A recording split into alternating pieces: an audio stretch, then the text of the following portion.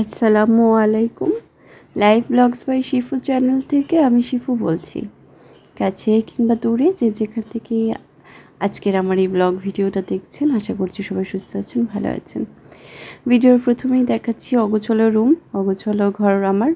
তার কারণ হচ্ছে এই যে দেখেন আমার খাটটা যে কর্নারে ছিল, এই কর্নার থেকে খাটের ফ্যানটা খুব দূরে, অর্থাৎ এই কর্নারে যদি কেউ ঘুমায় সে বাতাস পায় না।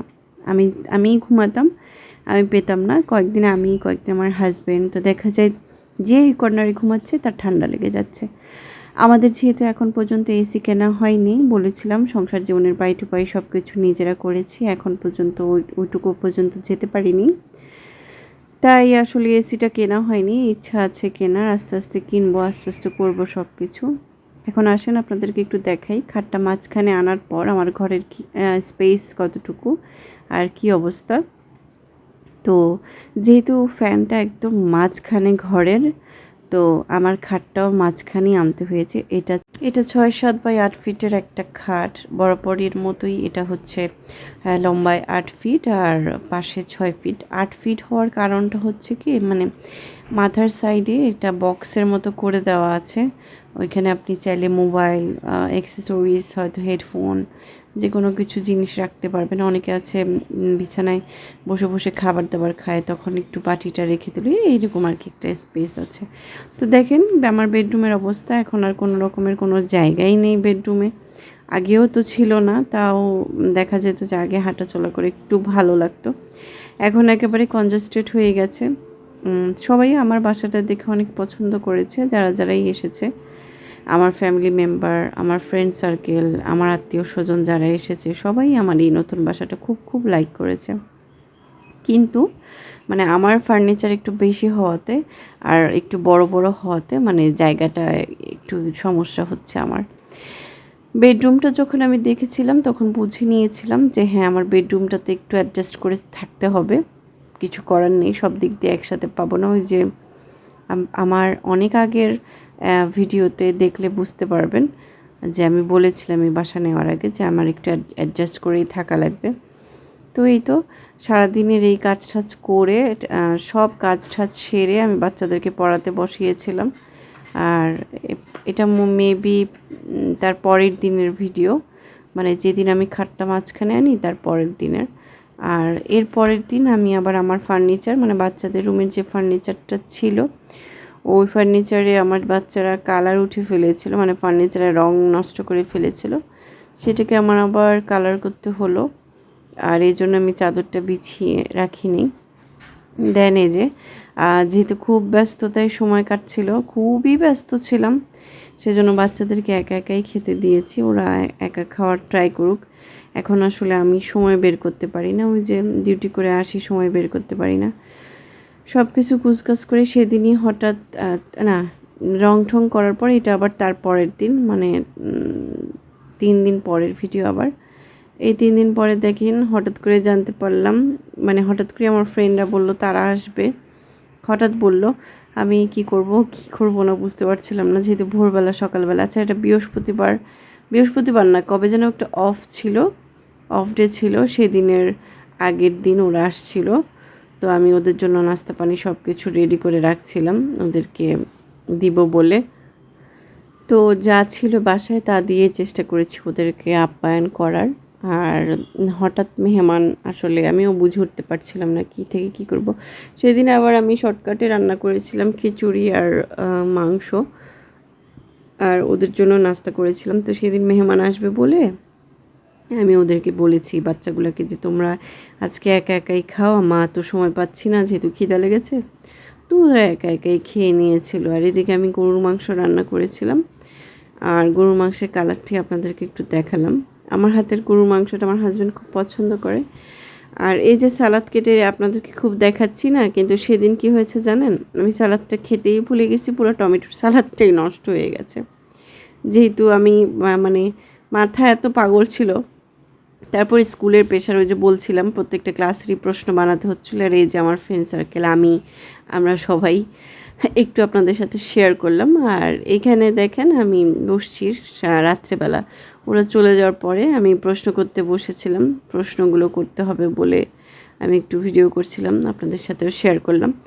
দেন এটা তারপরের দিন, তারপর আমরা যাচ্ছিলাম মেবি, আমার না এখন এত কিছু মনে থাকে না, যখন দেখি তারপর মনে পড়ে, তার ভয়েস দিতে একটু সমস্যা হয়ে যায়।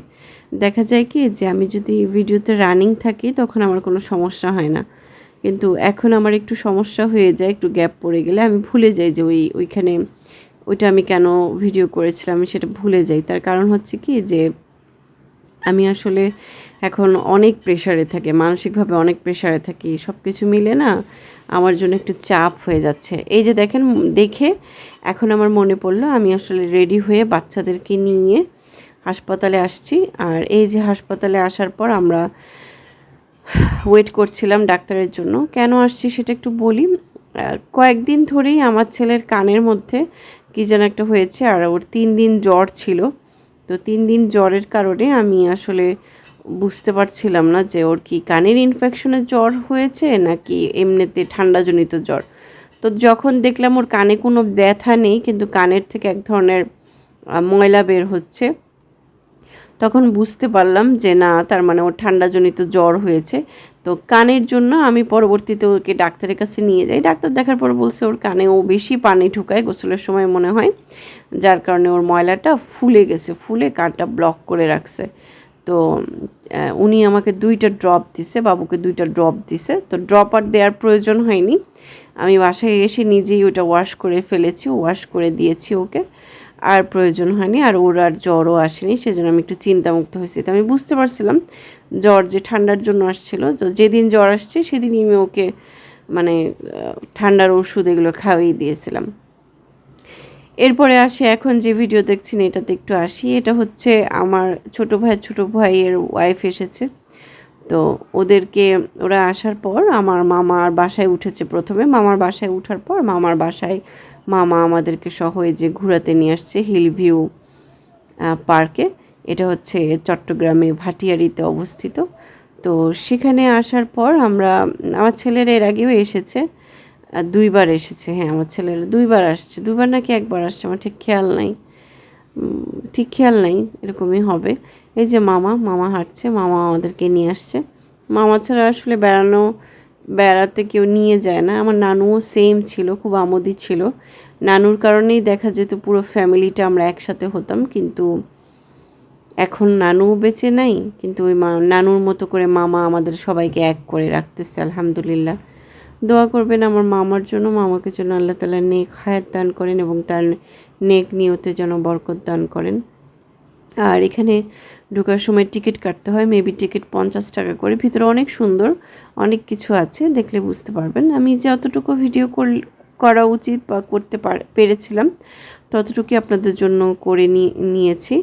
আর এই যে ভিতরে ঢোকার পর প্রথমেই প্রবেশপথটা এমন, আর এক সাইডে কিন্তু প্লেগ্রাউন্ড আছে। আমি প্লেগ্রাউন্ডের এখানে যেতে পারিনি, বিকজ আমরা বের হয়েছি বৃষ্টির মধ্যে। আর আপনারা জানেন চট্টগ্রাম বলি, ঢাকা বলি, সব জায়গাতেই টানা বৃষ্টি হচ্ছে, প্রচুর বৃষ্টি হচ্ছে। বৃষ্টির জন্য না মানে কোথাও বেড়ায় শান্তি নেই। আবার আমার ছোটো ভাই যেহেতু কাপড়ের ব্যবসা করে, ও পূজার ছুটিতেও আসতে পারতো না, কারণ পূজাতেই ওদের সিজন, পূজা ঈদ এগুলো ওদের সিজন। সেজন্য ও এই মাসে চলে আসছে, যেহেতু অক্টোবরের সামনের দিকে, না অক্টোবর না, সেপ্টেম্বরের শেষের দিকেই তো পূজা। তো সেই জন্য আসলে আর ওই টাইমে আসেনি, এই টাইমেই চলে আসছে। আর ওর ওয়াইফও বিয়ের পর এই প্রথম আসলে কোথায় যাবে। যাওয়ার উদ্দেশ্য ছিল আসলে কক্সবাজার, কিন্তু কক্সবাজারের তো যে অবস্থা, ওই অবস্থাতে তো কক্সবাজার যাওয়া মানে কি মরণকে স্বাগতম জানানো, কারণ খুব বাজে অবস্থা কক্সবাজারে। যদি পানিতেই না নামতে পারে তাহলে আর কি বেড়াবে, তাই না? সেখানে আমার বাচ্চারা আমাকে একটু জ্বালাচ্ছিল, বারবার বলতেছিল যে আমরা তাহলে কেন আসছি বাইরে, আমরা তাহলে কি করব, আমাদের বোরিং লাগতেছে। তাই আমি ওদেরকে বুঝিয়ে বললাম যে কোথাও যেতে পারবা না, তোমাদের ওই প্লেগ্রাউন্ড প্লে জোনের এখানে পুরাই কাদা। তো কি করব, একবার নিয়ে গিয়েছিলাম ঠিক আসার সময়, রাতের বেলায় 7:30 না 7টার দিকে, এরকম 7:30টার দিকে। এটা তো তখন বিকাল, 7:30টার দিকে আসার সময় একবার চেষ্টা করেছি নিয়ে যাওয়ার, কিন্তু স্লিপ করে ফেলছে আমার ছোট ছেলে। ভাগ্যিস আমি হাত ধরা ছিলাম, পরতে দেইনি, নাহলে তো জামা কাপড় গেছিলো, মানে কি বলবো। আর এখানে দেখেন পানি কত বেড়ে গেছে, মানে কি পরিমাণ বৃষ্টি হচ্ছে চট্টগ্রামে বুঝে দেখেন। এই পানি কিন্তু অনেক নিচে থাকে, অনেক নিচে, মানে অনেকই নিচে থাকে এই পানি। সে পানি কত বেড়ে গেছে, মানে আমি দেখে পুরো অবাক। এই একদম রাস্তার সমান সমান করে পানি বেড়েছে। তো দেখছিলাম আর হাঁটছিলাম, কিন্তু আমাদের আনফর্চুনেটলি খুব দেরি হয়ে গেছে। ঠিক সন্ধ্যার আগে আগে করে আমরা এখানে পৌঁছে গেছিলাম, যদিও এটা বেসিক্যালি 8টায় অফ হয়ে যায়, কিন্তু তারপরও আমরা এখন যে দিক দিয়ে হেঁটে হেঁটে যাচ্ছি ওই জায়গাটা একটু ঘন বন জঙ্গলের মতন। ওইখানে না মানে রাত্রে মানে সন্ধ্যার আগেই চলে আসতে হয়, সন্ধ্যার পরে আর ঢুকতে দেয় না। ঢুকতে দেয় না বলতে কি, মানে আর থাকতে দেয় না, কারণ ওই জায়গাটা আসলেই ভয় লাগবে আপনার। আমি সামনের দিকে গেলে আপনাদেরকে দেখাচ্ছি জায়গাটা। আর এখানে দেখেন আমার বাচ্চারা কি, আমার বাচ্চা ছোটো ছিল, ওই যে বলেছিলাম আর্মির প্রতি, মানে পুলিশ আর্মি এগুলোর প্রতি ওর একটু ঝোঁক বেশি এই বিষয়টাতে। তো ও সেখানে যে পুতুল বানিয়ে রেখেছিল আর্মিদের, ওগুলো দেখছিল। আর এখানে ট্রেন আছে, ট্রেনে চড়তে চেয়েছিল আমার ছেলেরা, বারবার বলতেছিল চলো উঠি, গিয়ে একটা রাউন্ড দিয়ে 2টা রাউন্ড দিয়েই শেষ। 50 টাকা করে টিকিট ছিল জন প্রতি, তা আমরা উঠেছিলাম। তো এটা আসলে বাচ্চাদেরই মজা, একটু ভূত টুত দিলে আরও বেশি মজা হতো, কিন্তু ভূত দেয় নেই। আর এই তো 2টা রাউন্ড দিচ্ছিল আর আমি একটু ভিডিও করছিলাম। কি ভিডিও করবো, এটা যদি পুরাটা ঘুরাতো তাহলে খুব ভালো হতো, ভালো লাগতো আর কি। যাই হোক, পোলাপানের জন্য আমাদেরকেও একটু চড়তে হইলো, কারণ আমার বাচ্চারা এখন নিজেরা ব্যালেন্স করতে পারে না। আর আমি আসলে পারলেও আমি এই জিনিসটা এখন দেই না, কারণ এক সাবধানতার আসলে কোনো ইয়ে নাই, মানে সাবধান থাকা ভালো।